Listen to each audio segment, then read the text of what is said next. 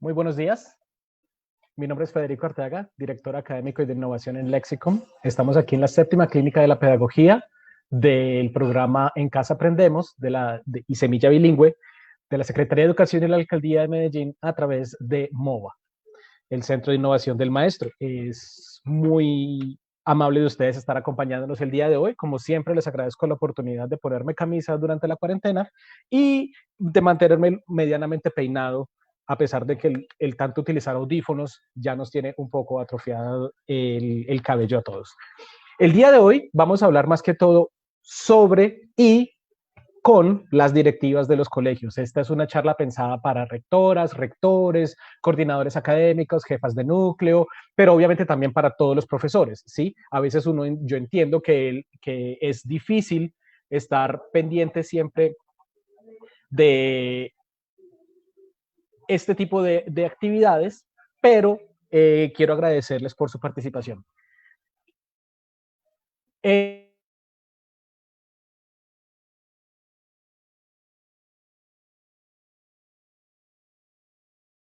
Voy a estar pendiente que ustedes quieran participar. Yo voy a estar leyendo los comentarios en otro computador para poder un poco interactuar de esa forma.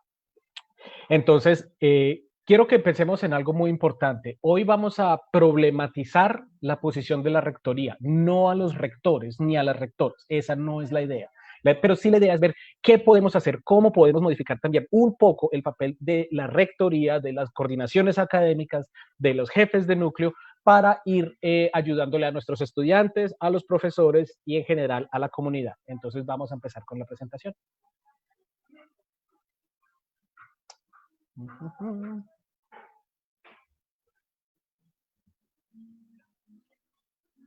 Allá estoy viendo que están saludando todos, bienvenidos todos. Ya saben que si ustedes son profesores y tal vez su rector o rectora no puede acompañarnos hoy, esto queda grabado para que por favor entonces le compartan después esta charla y para que se vuelva de pronto un material de discusión importante en sus instituciones. Entonces vamos a hablar de SOS directivas. Como siempre, ustedes saben que yo empiezo con una imagen que debe ser muy importante, pero vamos a empezar a ver un poco después de esta imagen, ¿sí? Entonces vamos allá. Quiero que pensemos en esto, señoras rectoras, señores rectores y coordinadores, todos profesores, pensemos siempre en esto. Sí, yo sé que son muchas las cortapisas, son muchos las limitaciones que tenemos en este momento de forma logística, de forma financiera, de forma presupuestal, incluso de forma anímica, porque en este momento estamos todos muy afectados por la situación, pero pensemos constantemente, ¿y si se pudiera? ¿Y si se pudiera? Entonces pensemos en los cambios que podemos hacer y vamos a estar siempre pensando en este tipo de pregunta. Esta va a ser la pregunta que nos va a guiar. ¿Y si se pudiera? ¿Y si realmente pudiéramos hacer estas cosas que queremos hacer? Bueno, a partir de allí, quiero que empecemos con unas preguntas para rectoría. Entonces, como saben, siempre les pido que tengamos papel y lápiz a mano porque les voy a hacer unas preguntas y la idea es participar o pueden participar directamente desde los comentarios. Siempre es lo más saludable posible estar participando desde los comentarios. Entonces, tengo unas preguntas para rectoría. Primera pregunta es, ¿cómo se llama el río que pasa bajo el puente de Boyacá? Es nuestra primera pregunta. Nuestra segunda pregunta es, ¿qué es un polisíndeton? Tal vez las rectoras y los rectores no están acostumbrados, pero nuestras diapositivas siempre son bilingües, porque yo como director académico de Lexicon represento en el Instituto de Enseñanza de Inglés y de Idiomas Extranjeros, entonces nos interesa mucho que este material tenga un propósito bilingüe. ¿Qué es un polisíndeton? ¿Cómo se despejaría esta ecuación? Esta ecuación, el 2 que aparece chiquitico, que aparece como exponencial, realmente no, debe ser exponencial, no es un subíndice, sino que simplemente esta fuente que utilicé para la presentación no la puede hacer. ¿Y what is the difference between prison and jail?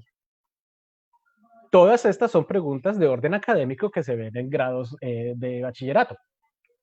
Pero además de eso, quiero que pensemos en estas preguntas, señores rectores, señores rectores, y también los profesores que conocen bien a sus rectoras, a sus rectores que han trabajado muchos años con ellos. Pensemos en estas preguntas. ¿Quién los escucha? ¿Quién escucha a los rectores? ¿Al oído de quién hablan los rectores? ¿Cuáles son sus interlocutores? Estoy pendiente de todas sus respuestas, recuerden.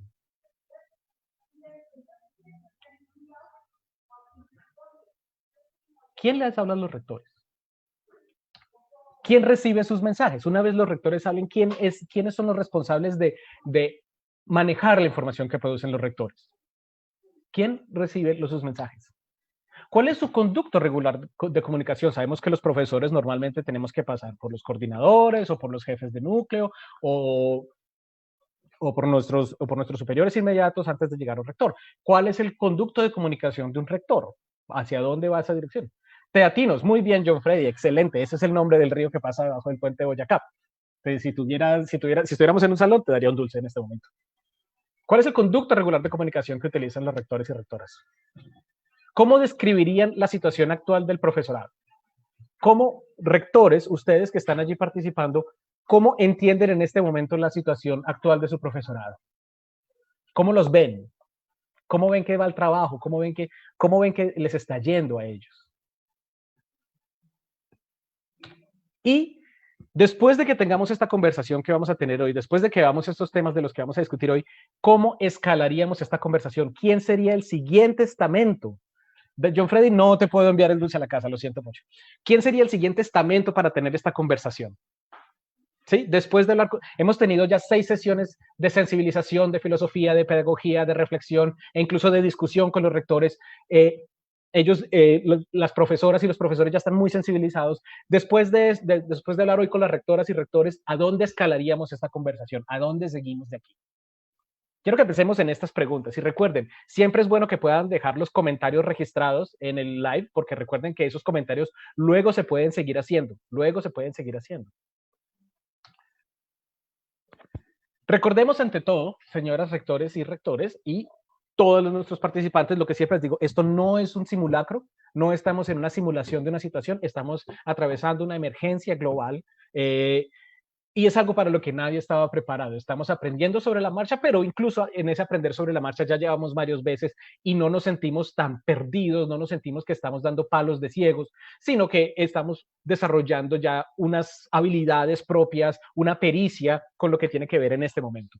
Entonces recordemos, no estamos en medio de un simulacro y por lo mismo, ¿qué quiere decir esto? Que todos los participantes, todos los actores con los que estemos interactuando están atravesando la misma emergencia e incluso emergencias más personales, dramas más pequeños en la escala global. Eso no quiere decir que sean menos importantes. Pero entonces esto siempre nos motiva a lo que les digo una y otra vez, a tenerse paciencia a sí mismos y a tener paciencia con los otros, a perdonarse a sí mismos y a perdonar a los otros. Nuestro margen de error en este momento es mucho más amplio que antes. En estos 3 meses ha habido una avalancha de decisiones legales, porque obviamente el Ministerio de Educación, la Secretaría de Educación y diferentes estamentos han tenido que hacer acomodos a los programas del año lectivo. Entonces, aquí solo hay una lista muy corta de las muchas resoluciones que se han sacado y son circulares, resoluciones, directivas ministeriales y además piensen dentro de su colegio, están las directivas rectoriales, están, en fin, están los decretos, están los parágrafos, en fin, una y otra vez. Entonces, es comprensible, profesores, pensemos en esto, profesoras y profesores, es comprensible que nuestras rectoras y rectores están bajo una avalancha de requerimientos legales que deben llenar, que deben completar, pero también hoy vamos a explorar, aparte de eso, qué más se puede hacer. Además, porque cuando veamos que podemos modificar nuestro sistema de enseñanza, cuando veamos que podemos hacerlo un poco más relevante a la situación que estamos viviendo, esto va a ser una línea de diálogo directo con las madres y padres de familia, ¿sí? Entonces, las madres y padres de familia van a ver ese valor agregado y a la vez intrínseco de la institución donde están estudiando sus hijas y sus hijos, ¿sí? Es muy importante siempre buscar la forma de cómo ayudar al estudiante. Todo lo que estamos haciendo en este momento, todos los esfuerzos del Ministerio de Educación, de la Secretaría, de MOVA, de Semilla Bilingüe, de En Casa Aprendemos, de nosotros, el Lexicon, todo esto apunta a los estudiantes. Todo esto apunta a los estudiantes. Entonces pensemos mucho en esto. Alguien dice que buenos días, lástimas que no estén qué triste que no hay directivos. No importa, esto queda grabado, recuerden, y luego compártanlos, envíenselos a su correo electrónico. Cogen el hipervínculo de Facebook y se lo mandan y le dice, por favor, mira esta charla, es solo 1 hora para que podamos discutirla en la próxima reunión que tengamos. Entonces, pero primero entendamos esto, las rectoras y rectores están bajo una gran presión de requerimientos legales por parte de todos los estamentos que están por encima de ellos. Ahora bien, considerando eso, ¿qué más podemos hacer?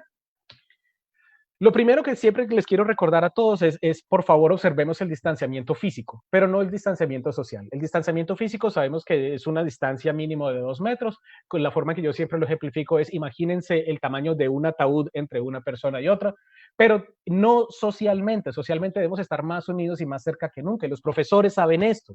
¿Sí? Los profesores saben esto, que hay que mantener, y ellos, los profesores saben que además de tener un trabajo académico, tienen un espectro terapéutico para los estudiantes, para padres y madres de familia y para su comunidad en general. Pero por lo mismo, porque están haciendo un gran esfuerzo, no solo intelectual, sino moral y emocional, tenemos que respetar el tiempo de los profesores. ¿Sí? Cuando llegue la semana de descanso en julio, tiene que ser una semana de descanso, no una semana de ponerse a escribir nuevos proyectos, de llenar formularios, de completar encuestas, tiene que ser un formato de descanso.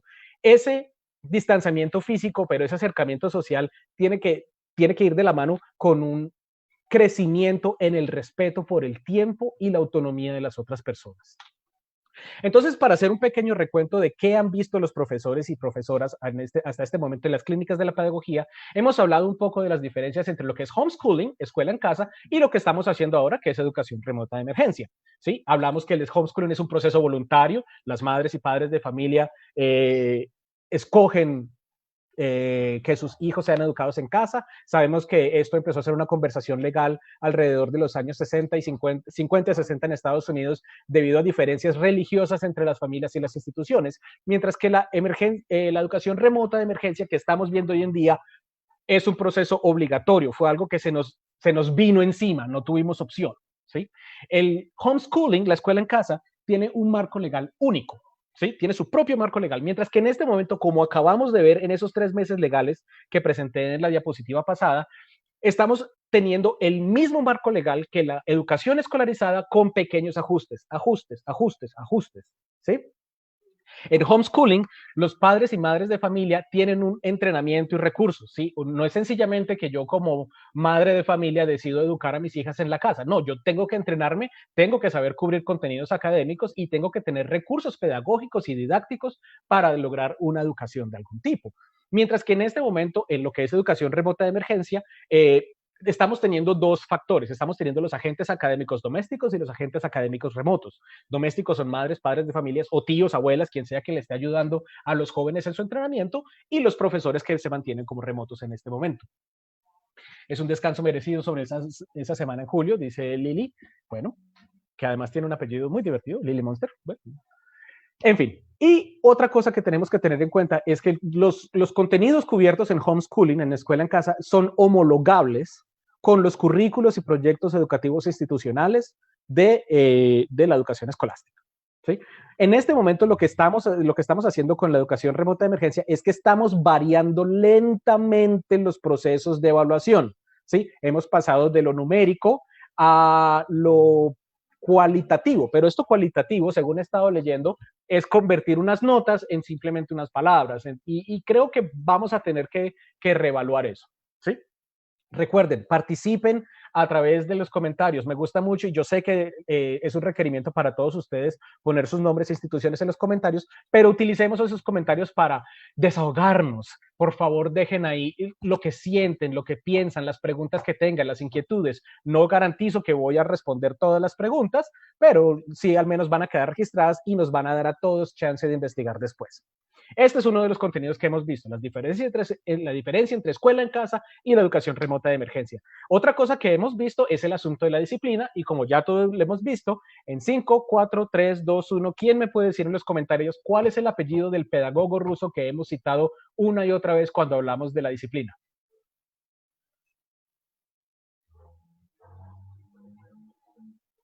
Cero. ¿Alguien lo tiene? No lo voy a decir sino hasta que haya pasado por todos los conceptos. Entonces hablamos que la disciplina no es buen comportamiento, ni siquiera buenos modales. La disciplina es el deseo de hacer las cosas que están bien y hacerlas de la forma correcta. Es un deseo que nace intrínseco, obviamente debe ser educado. La disciplina es la disposición a cumplir lo que yo debo hacer, no porque me dan una orden, sino porque siento un compromiso, no solamente con la tarea, sino con las personas que dependen de esa tarea. Por eso siempre hemos estado hablando aquí de la importancia del trabajo en grupo durante este tiempo de educación remota. La disciplina es iniciativa, voluntad creadora. ¿Sí? La iniciativa es buscar soluciones recursivas a problemas que se presentan todos los días, lo que llamamos en inglés troubleshooting. Eso es, y no solamente tener esa iniciativa, sino la voluntad creadora, no solamente reconocer el problema, sino buscar cuál es la forma de resolver el problema. Y todo esto son cosas que las profesoras están luciendo en este momento. Makarenko, muy bien, John Freddy. Ya van 2 dulces que te has ganado. Está excelente. Estábamos hablando de Anton Makarenko. Y la disciplina también tiene que ver mucho con la empatía, saber ver las necesidades del otro desde el punto de vista del otro. Y eso es lo que vamos a discutir un poco hoy cuando empecemos a hablar sobre los temas y los temarios académicos que tenemos que cubrir en nuestras clases. Esos van 2 temas que hemos tenido que ver. Hemos visto las diferencias entre escuela en casa y educación remota de emergencia, y hemos hablado mucho de lo que es la disciplina, de lo que debe ser la disciplina. No es buenos modales durante los 45 minutos en línea, sino la iniciativa creadora, el deseo de hacer el bien y la capacidad de ver los problemas desde el punto de vista del otro cuando estamos con nuestros compañeros en clase. Eso es lo que queremos ver como disciplina.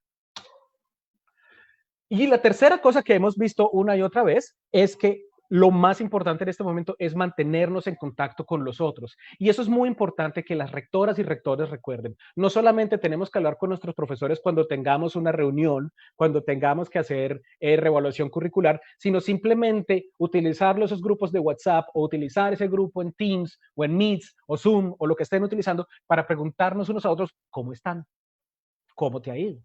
¿Cómo te ha ido con esta cuarentena?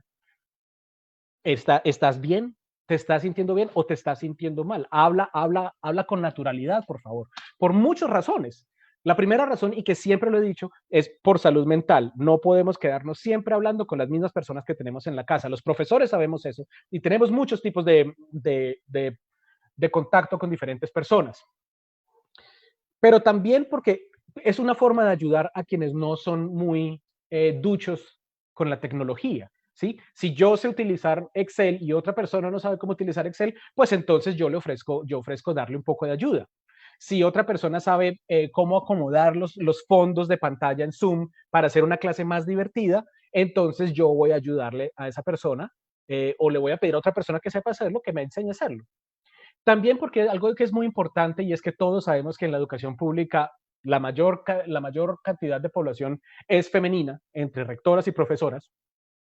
Y desafortunadamente, Colombia no es un país ajeno a la violencia doméstica, de hecho es un país muy sabiendo en violencia doméstica. Entonces no sabemos qué personas alrededor nuestro estén sufriendo violencia doméstica o estén en manos de un abusador. Y ese tiempo de ir a clase, ese tiempo de ir a trabajar, era el momento de escapar, de liberarse de ese tirano. Y en este momento la persona está otra vez encerrada con esa persona. Pero si estamos llamando constantemente a esa persona, si tenemos en contacto, si les preguntamos cómo están, y si en casa de esa persona se dan cuenta que estamos pendientes de ellos, entonces van a dudarlo una y otra vez para violentar a esa persona porque saben que hay una comunidad detrás de ella. Y porque esta es la única forma en que vamos a lograr colaboración. ¿Sí? Batman nunca dejó caer a Robin y Robin se tiraría desde un techo por Batman. Entonces hay que mantenernos en contacto. Entonces esas son las 3 cosas que quería repasar. La diferencia entre escuela en casa y la educación remota de emergencia, el concepto de disciplina según Anton Makarenko, que es una iniciativa creadora y una responsabilidad y una empatía, y la importancia de mantenerse en contacto. No podemos dejar de lado lo emocional. De ningún modo podemos dejar de lado lo emocional. Y también, obviamente, lo vemos una y otra vez, la importancia de lavarse las manos al menos 20 segundos. Todos sabemos, con jabón es la mejor, eso y los tapabocas es la mejor forma de mantener a raya el COVID-19. Pero entonces, ¿a qué venía esto? Es muy importante que las rectoras y rectores sepan, y como decíamos, vamos a problematizar la posición de la rectoría. Estos comentarios que ustedes están viendo en pantalla en este momento son comentarios de las 6 clínicas de pedagogía pasadas que hemos hecho durante los 6 miércoles pasados. Y yo coseché comentarios que hablaban de la posición emocional de los profesores y profesoras y también de cómo se percibe el papel de las directivas. Ahora, esto no representa que las directivas estén siendo descuidadas, para nada, pero hay una percepción. ¿sí? Hay una percepción que es a veces problemática de desconexión, como de un divorcio entre las funciones, obligaciones, lo negociado y lo realizado, ¿sí? Entonces, miren, estamos hablando, las capacitaciones no son solo para nosotros, los directivos hacen caso omiso, es una percepción, a mí no me consta que así sea, pero es una percepción y es una percepción que hay que cuidar, ¿sí? Las directivas no entienden eso, en ocasiones no tenemos tiempo para pensar y estamos quemados, qué bueno que eso lo entendieras, en fin, ¿sí? Hay una percepción de un alejamiento entre el estamento del profesoral y el estamento directivo. Esto tiene que cerrarse. ¿Sí? Esto no debe ser para una pelea, este debe ser el argumento para yo reflexionar, siendo ya profesor o directiva, para volver a acercarnos. ¿Sí? Estas son percepciones, pero no sabemos si son realidades. Como hablábamos ahora en los 3 meses legales, los rectores y rectoras están teniendo una cantidad de requerimientos legales que deben cumplir para mantener el colegio funcionando. Pero la invitación es que si nos acercamos otra vez a los profesores de un modo humano, de un modo, ve, ayúdame, me estoy ahogando, porque no tienen nada de malo pedir ayuda. Las madres y padres de familia van a percibir que el colegio de su hija está haciendo un esfuerzo humano por mantener una comunidad a flote, ¿sí? Entonces, lo primero es reconocer que necesitamos ayuda, que solos no podemos y que finalmente esto también va a invitar a madres y padres de familia a unirse y entre más grande sea esa comunidad, más fácil va a flotar. Es como cuando un fakir se acuesta en una cama de clavos. Si el fakir se acuesta en una cama con un solo clavo, tengan la seguridad de que ese clavo va a atravesar la piel y lo va a herir. Pero si la cama de clavos tiene muchos más clavos, el peso del fakir se distribuye en diferentes puntos de presión y no hay heridas, ¿sí? Básicamente nosotros somos los clavos de esa cama y esta pandemia es ese fakir encima nuestro. Si nos quedamos solos, nos vamos a hundir en el fakir, nos vamos a hundir en esa pandemia. Si estamos juntos, vamos a soportarlo y vamos a salir sin torcernos ni nada, ¿sí? Entonces, muy, muy importante eso. Esas percepciones hay que tenerlas en cuenta, no hay que juzgarlas, porque en este momento todos somos como nervios expuestos, estamos muy crudos emocionalmente y tenemos que entender que las personas tienen el derecho y la necesidad de hacer catarsis, y los rectores y rectoras también. Entonces hay que invitarlos a esas conversaciones, profesores. Cuando ustedes estén hablando, inviten a sus rectores. No importa que sepan que están ocupados, no importa que de pronto no vayan a venir. La invitación tiene que estar ahí constantemente. Y recuerden, y si se pudiera, y si pudiéramos hacer algo distinto, porque la invitación aquí es a pensar para rectoras y rectores, ¿hasta dónde llega mi poder? Ustedes están en una situación de jerarquía un poco más elevada que los profesores, eso es sencillamente un hecho. Entonces, ¿qué puede hacer ese poder? Y además de eso, ¿qué tanto puedo cambiar las reglas? ¿Sí? Es cierto que hay que seguir los lineamientos de los proyectos educativos institucional. Es cierto que hay que seguir los lineamientos de la Secretaría de Educación, del Ministerio de Educación, pero recuerden que así como dentro de un salón el profesor tiene autonomía académica, dentro de un colegio, toda la comunidad académica de ese colegio tiene su propia autonomía. Y entonces, ¿qué tanto podemos cambiar las reglas para bien? ¿Qué tanto podemos cambiar las reglas? Esa es la invitación a pensar. ¿Por qué? Porque necesitamos hacer diferentes cosas. Entonces quiero continuar hablándoles de esa imagen con la que empecé, ¿sí? Y los invito a hacer una reflexión. Quienes están viendo la imagen y quienes ya han leído, alcanzan a ver que en un lado de esa moneda dice Cleopatra, ¿sí? Estamos hablando que esto es un denario del año 32 antes de la era cristiana, que muestra a Cleopatra por un lado y a Marco Antonio por el anverso. Siempre nos han hablado mucho y siempre hemos leído mucho de la belleza de Cleopatra, pero Cleopatra realmente resulta que esta efigie es muy precisa. No era la mujer hermosa egipcia que nosotros siempre creímos. Pero, ¿qué pasaba? ¿Cuál era el problema? Cleopatra, sin duda alguna, fue la mujer más famosa del siglo I antes de la era cristiana, en el mundo. Y aún siendo la mujer más famosa, no la conocían de cara más de 1000 personas. No la podían identificar.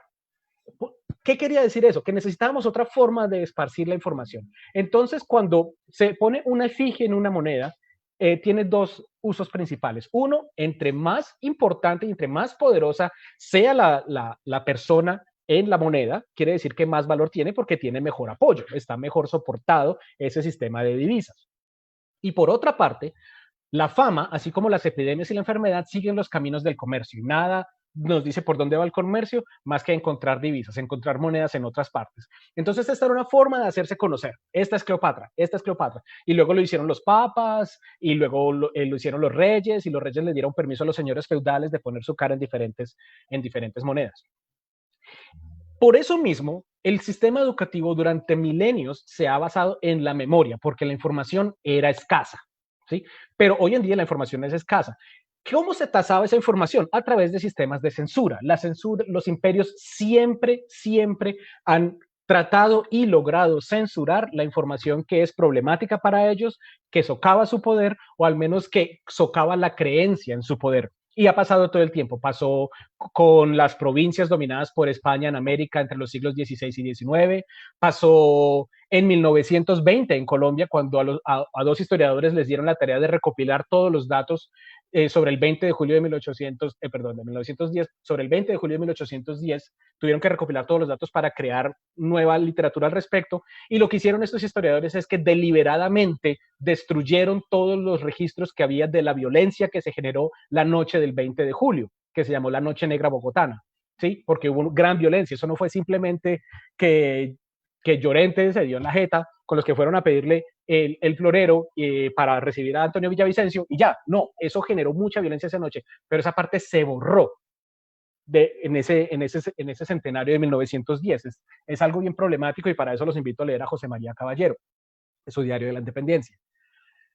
Y está pasando otra vez hoy en día cuando el partido político que está en el poder nombra como director del Centro Nacional de Memoria Histórica a alguien que niega que hemos tenido un conflicto armado interno largo y sangriento, para así de alguna forma lavar el papel de ese partido político en la historia violenta reciente de nuestro país. Los imperios y los gobiernos siempre han censurado la información que les es inconveniente, pero hoy en día es casi imposible censurar la información. Si estamos pensando en la teoría del doble conocimiento que propuso Buckminster Fuller, decía que hasta el año 1900, la cantidad de conocimiento, la cantidad de información producida por toda la humanidad se doblaba cada 100 años. Al final de la Segunda Guerra Mundial, esa duplicación de la información humana se estaba dando cada 25 años. En este momento se está midiendo ni siquiera en terabytes, sino en petabytes, duplicándose al menos cada 12 horas, porque hay incesante microblogging a través de cosas como Twitter, porque los jóvenes están cada vez poniendo más cosas en TikTok y en Instagram. Las redes sociales son la respuesta del mercadeo a una sociedad que estaba exigiendo actuar, y era lo que nos dice Bob Burnham.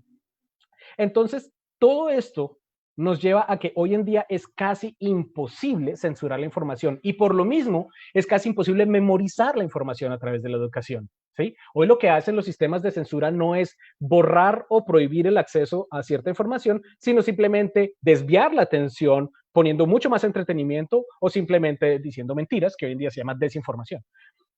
Entonces, la memoria ya no es un elemento crucial para la educación. Por lo mismo, la educación que está basada en retención de datos está mandada a recoger hace muchos, muchos, muchos años. ¿Sí? Y otra cosa que debemos estar pensando mucho en estos momentos es el tipo de evaluación que tenemos. ¿Sí? La evaluación formal hace mucho tiempo, antes de la pandemia, afortunadamente, ha sido el objeto de mucho debate, pero desafortunadamente ha sido el objeto de poco cambio. ¿Sí? Porque hemos utilizado la evaluación para formular la educación al revés. Nos educamos para evaluar en vez de evaluar para saber qué educar. ¿Sí? Es como si estuviéramos en un carro y estuviéramos midiendo el viaje simplemente por los peajes. ¿Sí? De aquí a tal peaje debo tener tanto dinero en mi bolsillo para pagar el peaje.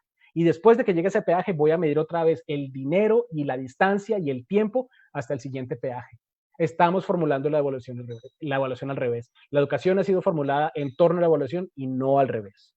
Entonces hay que pensar esto. Estas dos cosas en este momento son reevaluables y son prescindibles.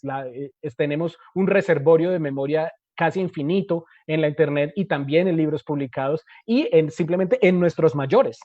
Yo siempre voy a defender el conocimiento de nuestros mayores y su experiencia como un reservorio de información. Y en ese caso, en ese punto es donde las familias son miembros imprescindibles del proceso educativo. Y en este momento podemos aprovechar que las niñas y los niños están pasando más tiempo con sus padres para activar ese conocimiento que los padres tienen, que sus abuelos tienen, sobre todo en un lugar como Antioquia, donde las familias son tan tradicionales y viven juntas durante tanto tiempo.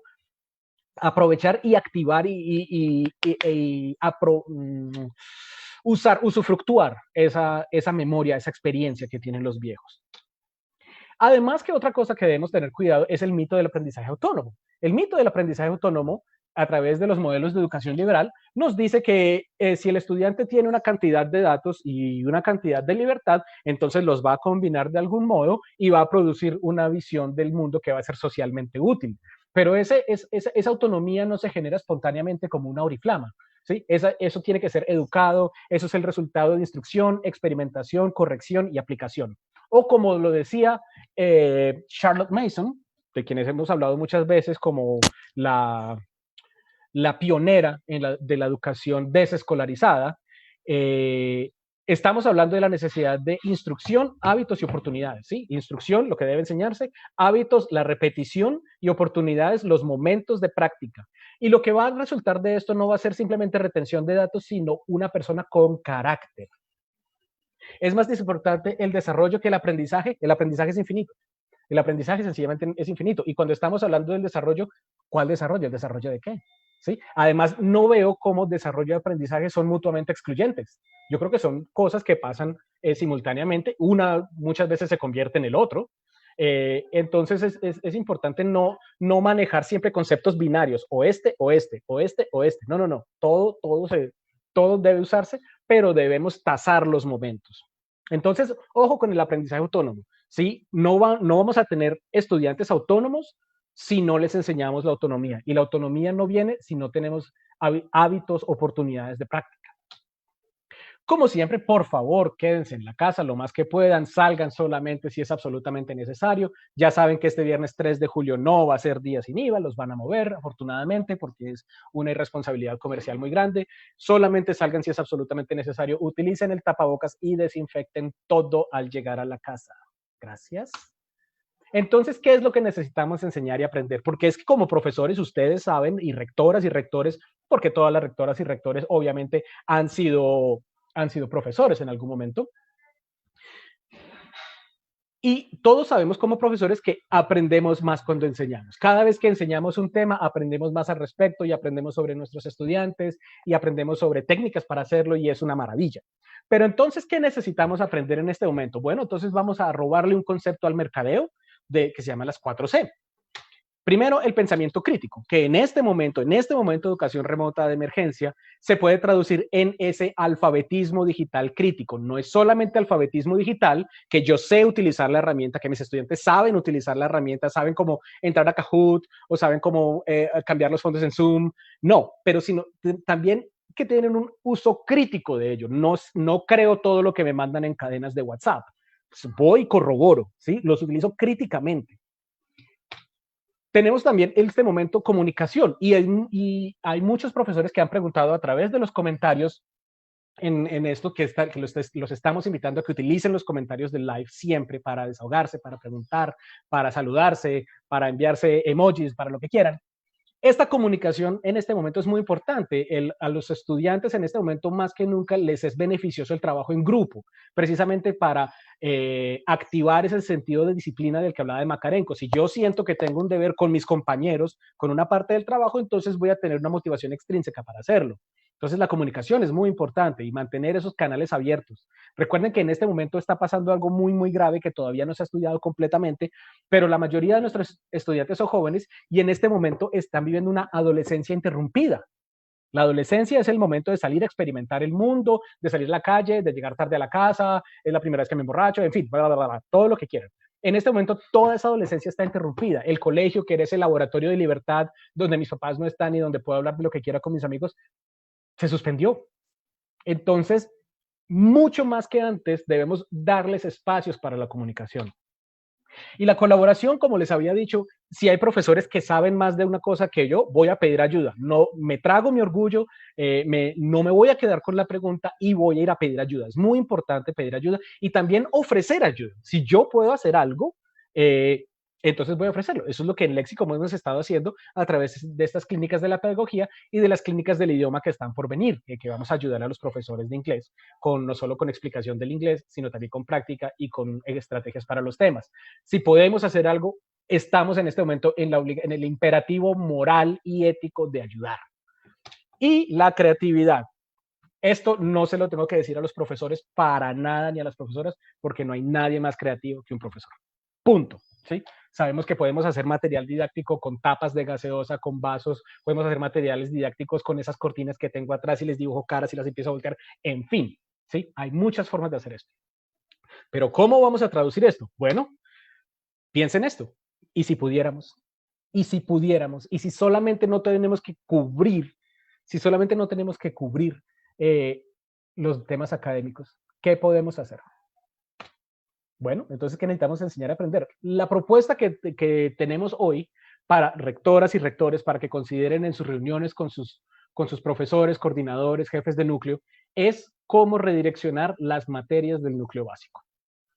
Por ejemplo, en este momento la matemática que se enseña en el colegio debería enfocarse mucho en la economía solidaria, ¿sí? En cómo manejar porcentajes y cómo hablar de productos internos y cómo hablar de negocios del barrio, de negocios de la ciudad, cómo salvar esos negocios pequeños, no comprándole a las grandes cadenas, sino favoreciendo a las personas de mi barrio. Entonces, hablar de la economía solidaria es algo muy importante y cómo ayudarles a esos negocios a hacerse ver, cómo tasar mejor los gastos de la casa, ¿sí? Ustedes se acuerdan que en Estados Unidos mucho tiempo una de las materias que se enseñaba, pero que dejó de enseñarse precisamente por su tono machista, era que las mujeres tenían que estudiar home economics, economía del hogar, ¿sí?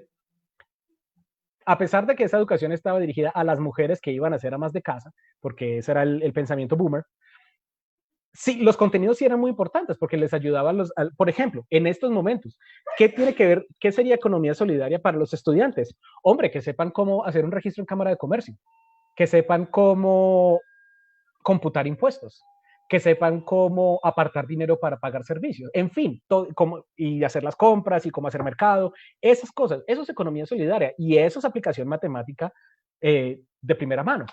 Desde la biología, todo lo que son ciencias naturales en este momento tienen que dirigirse, no solamente por la pandemia, sino por lógica mundial, tenemos que concentrarnos en el cuidado ambiental y la autosostenibilidad, ¿sí? Cuidado ambiental tiene que ver con poner baldes en la ducha para ahorrar agua, la autosostenibilidad tiene que ver con cómo hacer presupuestos, dice Gloria Vanegas, claro, cómo hacer presupuestos es parte de la economía solidaria. Cómo hacer composteras en la casa para poder empezar a producir mis propios vegetales. Esas son aplicaciones de la biología que nos van a servir. Y cómo reducir las emisiones, cómo prevenir desperdicio de recursos. Esto es en lo que se tiene que enfocar la biología. En este momento es absolutamente necesario. Las ciencias sociales, en este momento, es responsabilidad de nosotros los profesores y de las instituciones académicas y por ende de rectoras y rectores reforzar la memoria histórica y estudiar los movimientos emancipatorios modernos. No puedo entender yo hoy una clase de sociales que no esté hablando del movimiento Black Lives Matter, que las vidas negras importan, que no estén hablando, por ejemplo, de los exabruptos sexuales que comete el ejército colombiano con las niñas indígenas y que ha venido haciendo así durante años, y apoyar esos movimientos y hablar de los movimientos de igualdad que exigen las personas transgénero, cómo hablar de los movimientos como putamente poderosas, cómo hablar desde los grandes estamentos, desde las grandes plataformas de comunicación feminista como Viejas Verdes, en fin, esos son los movimientos que debemos estar viendo hoy. Realmente en este momento estudiar fecha a fecha el movimiento caser, el movimiento independentista neogranadino, quién sabe qué tan relevante sea. Gloria Vanegas habla de huertas caseras, por supuesto, eso es gran parte de la biología, ¿sí? Y en el lenguaje, hablemos de esto como español, hablemos de corroboración de información, análisis de discurso, cómo ayudarles a nuestros estudiantes que la información que reciben no se la traguen entera y cómo analizar el discurso. Cuando nos dicen desinformación reconocer que nos están diciendo mentira. Cuando nos dicen que se neutralizó a alguien, ayudarles a reconocer que están diciendo mataron. ¿Sí? Hablarles de que el idioma es una herramienta de control, pero a la vez de liberación muy, muy poderosa y que es muy importante aprender a corroborar noticias, confrontar fuentes, ¿sí? Dice que deberían tenerlos en cuenta los coordinadores académicos. Recuerden que lo que estamos intentando hacer acá es que todos los que conozcamos estos temas elevemos la discusión a coordinadores académicos, a rectorías. Por eso esta charla se llama SOS Directivas, porque está dirigida a ellos y se los vamos a hacer llegar a la mayoría de rectoras y rectores. Y les voy a agradecer a ustedes, profesoras y profesores que en este momento me están escuchando y viendo. Por favor, sean vectores de diseminación. Ayúdenos a esparcir esta información. Mándenles estas clínicas de la pedagogía a todos sus colegas y a todos los directivos con los que hayan trabajado en su vida. Recuerden que todo esto queda grabado en el Facebook de MOVA y también en el canal de YouTube de Lexicon. Ahí quedan grabadas ambas. Y Andrea Banoy les puede dar acceso al Drive en Google, donde están las presentaciones de PowerPoint. ¿Sí? Entonces, ustedes también pueden replicar estas presentaciones como quieran. ¿Qué más debemos enseñar y aprender en otras materias? Hablemos de lengua extranjera, en mi caso el inglés. Hablemos de neologismos y vocabulario en las noticias. Creo que nunca se había visto desde la revolución industrial una inclusión de vocabulario tan abismal, tan rápida, tan vertiginosa como la que se está viendo hoy en día. Y el vocabulario en las noticias está cambiando todos los días y ayudarle a los estudiantes a reconocer las palabras, a buscar por palabras clave las noticias que son relevantes en el momento para su comunidad, es una forma muy buena de hacer apropiaciones del inglés al español, ¿sí? No solamente que decir que tal cosa me da cringe o que estoy muy emo, sino realmente cómo vamos a utilizar el inglés como una herramienta para expandir nuestras personalidades. En educación física, por supuesto que tenemos que ver educación física. Ahora que estamos tan guardados, tenemos que hablar de autocuidado y hábitos saludables. Tenemos que hablar de ejercicio, tenemos que hablar de dejar el consumismo. Ustedes saben que ya hay redes que están atacando el lobby de las compañías, de las grandes compañías que comercian con azúcar y con gaseosas para ponerle un límite, para ponerle un tate quieto a esa invasión del azúcar que realmente no es algo que nos haga mucho bien en el cuerpo. Entonces, estas discusiones tienen que darse desde el ámbito de la educación física porque es educar nuestro físico, es educar nuestro cuerpo. Y se los digo yo como una persona supremamente débil en ese aspecto. Yo sucumbo ante todos mis antojos, ante todas mis tentaciones y me cuesta mucho hacer ejercicio, pero eso no quiere decir que no tenga conciencia de ello, que no luche conmigo mismo y que no lo intente. Si hubiera tenido de pronto mayor conciencia de eso por parte de mis profesores de educación física, quienes a veces nos ponían simplemente a correr mientras ellos se sentaban en las graderías a hablar con otro profesor, seguramente mi punto de vista sobre esto sería algo muy distinto.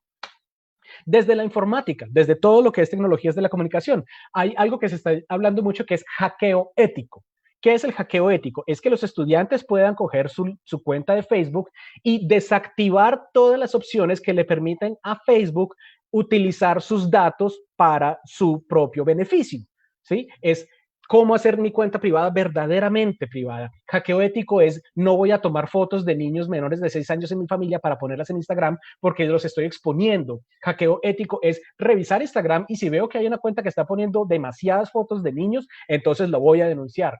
Eso es hackeo ético. Y rudimentos de encripción es cómo hacer mi información más segura. ¿Qué está pasando en este momento, por ejemplo, en Estados Unidos? No se utiliza Instagram, no se utiliza WhatsApp para comunicarse durante las protestas de Black Lives Matter. Se utilizan mejor programas como Line y Telegram, que son de encripción rápida y que desaparecen los mensajes después de cierto tiempo. Reconocer esas herramientas que nos van a ayudar a ser ciudadanos más activos. Exacto, la campaña de Red Paz, no comas más mentiras. Esa es exactamente una de los contra el azúcar. Ven que el conocimiento está ahí, ven que las noticias las tenemos. Ahora lo que tenemos que hacer es ponerlas a jugar, ponerlas a correr. Y desde la religión, porque yo sé que así la Constitución de Colombia diga que Colombia es un país laico y que nuestra educación es no confesional, Colombia es todo menos un país laico y menos una educación no confesional. ¿En cuántos colegios de los suyos no se reza por la mañana? ¿Sí? Y yo sé que esto es muy problemático también para muchos de ustedes porque son creyentes católicos o testigos de Jehová o cristianos o lo que sea. Pero lo importante es que hagamos una división entre la religión y la espiritualidad, y que esa espiritualidad sea una nueva conexión con la intuición personal. Entonces, que vayamos al autodescubrimiento, que nos preguntemos desde pequeños quién soy yo y que no veamos como raro a quien haga esas preguntas en nuestro entorno, ¿sí? Que no es que se ponga nueva era, ni que se puso profundo después de 2 cervezas, no. El preguntarnos quién soy yo tiene que ser una búsqueda constante, quién soy yo para mí mismo, quién soy yo en mi familia, quién soy yo en mi comunidad y quién soy yo en mi propio proceso educativo. Y el cuestionamiento ético, lo que estoy haciendo está bien, y si está bien de acuerdo a cuáles parámetros, y lo que están haciendo mis papás está bien, lo que hacen mis profesores está bien, lo que hace el presidente está bien. Y así ese tipo de cuestionamiento ético va a crear unos estudiantes ciudadanas y ciudadanos que no van a tragar entero. ¿Sí? Estos son los temas que yo propongo que en este momento son más importantes. Y si ustedes, profesoras y profesores, tienen independencia de cátedra en este momento, les invito a que vayan incorporando estos temas dentro de sus clases. Y a ustedes, rectoras y rectores, denles libertad a los profesores de enseñar esto. Les aseguro que sus profesores no van a descuidar el resto de conocimientos y de contenidos académicos por intentar crear mejores personas, se los aseguro. Hay profes excelentes, sí, no estoy diciendo que los profesores de educación física sean todos malos. No se sataniza el resto y se le resta importancia. No, esa no fue mi intención, John Mario. Mi intención fue hablar de mi profesor de educación física. ¿Sí? Si yo hubiera tenido profesores de educación física distintos, te aseguro que mi visión sería muy distinta hoy en día.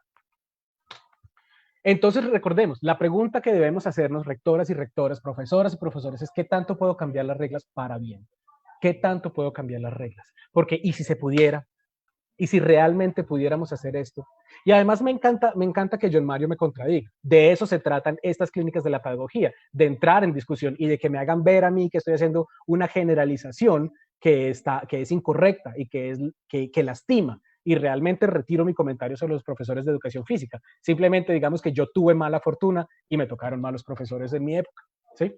Pero recordemos esto, lo que pensemos en este momento es llevémonos de esta charla lo que nos sirva, miremos qué tipos de contenidos podemos cambiar y si se pudiera, y si podemos hacer esto, y si realmente podemos hacer esto, y si nosotros como profesores podemos elevar esta discusión a nuestros rectores y rectores, y si ustedes, rectoras y rectores que están viéndonos hoy, pueden elevar esto a sus jefes de núcleo, a la Secretaría de Educación, ¿por qué no? El cambio tiene que venir así. Les aseguro que la mayoría de profesoras y profesores que han estado participando en estas clínicas de la pedagogía ya tienen algunas ideas o han despertado su propia curiosidad hace mucho rato o han encontrado un lugar donde darle alas a sus propias ideas y esa es la idea. Y recordemos, también esto todo va a redundar en que los padres y madres de familia vean en el colegio, vean en esos rectores, vean en la comunidad educativa del colegio de sus hijas e hijos unos aliados importantes que no van a descuidar la educación integral de los estudiantes. Dicen, tratamos de emanciparnos y ser flexibles, pero supervisión educativa, inspección, vigilancia y control a veces no comprenden. A veces no comprende, pero si el movimiento de uno, todos sabemos que una golondrina no hace verano. Y recordemos otra vez, un clavo solo en la cama de Fakir se va a hundir en el Fakir. Pero si esto se vuelve un movimiento, pero si realmente proponemos el cambio juntos, si realmente empezamos a mostrar que nuestros salones están cambiando, y no pensemos en salones en ese espacio físico, sino en esos momentos en que los estudiantes y el profesor y la profesora tienen su comunión, tienen su rito académico, tienen ese momento sagrado de compartir conocimiento y construir conocimiento. Si se empieza a ver globalmente, seguramente los parámetros de vigilancia tienen que cambiar. ¿Sí?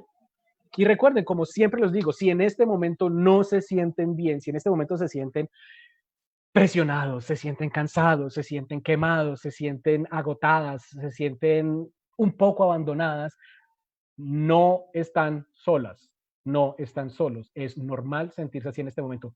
Todos lo estamos sintiendo. Yo me siento así constantemente y lucho con eso, pero entonces busco mis redes de apoyo. Hablo con mis colegas, hablo con mis amigos, hablo con mi familia. Estoy pendiente de las personas alrededor mío para saber quién está siendo víctima de violencia y buscamos juntos la forma de estar mejor poquito a poquito. Ningún cambio grande va a llegar de una. Llegan con esa lista de chequeo diciendo que se incumple con el numeral tal, tal, tal. Entonces lo que se necesita es que los profesores empiecen a hacer memoria. ¿A qué me refiero yo con hacer memoria? Con dejar escritos, con montar blogs, con montar grupos de discusión, ¿sí? Porque entonces no puede ser que te sometan a unos estamentos de vigilancia y te quedes tú solo. ¿sí? Es muy importante entonces ponerlo en común y hacer de eso, de hacer de esa discusión que salga un producto, un acta, un escrito, algo que quiera decir, un pequeño video de YouTube y mandárselo a todos mis conocidos, ¿sí? Porque obviamente los estamentos de vigilancia existen para todos. Para todos existen los estamentos de vigilancia. Pero recuerden, y si pudiéramos, y si podemos incluir estos nuevos temas en nuestras cátedras de núcleo básico, y si ustedes, rectoras y rectores, le dan libertad a sus profesores y aprenden a la vez de sus profesoras y profesores sobre cómo hacer una comunidad más fuerte. Esta es la pregunta con lo que los quiero dejar. Quiero agradecerles por haber participado el día de hoy. Por favor, sigan comentando en los comentarios que yo más tarde entro y los reviso y respondo a lo que pueda e investigo lo que no. Como siempre les digo, si les gustó, cuéntenles a sus colegas y directivos. Y si no les gustó, por favor, cuéntenme a mí para yo saber qué mejorar. Mi nombre es Federico Arteaga, soy director académico y de innovación de Lexicon. Estoy aquí para el programa En Casa Aprendemos y Semilla Bilingüe de la Secretaría de Educación y la Alcaldía de Medellín. Y estas clínicas de la pedagogía son para ustedes. Quedan grabadas en el Facebook de MOVA y en el canal de YouTube de Lexicon. Por favor, sigan participando y que tengan un muy buen día.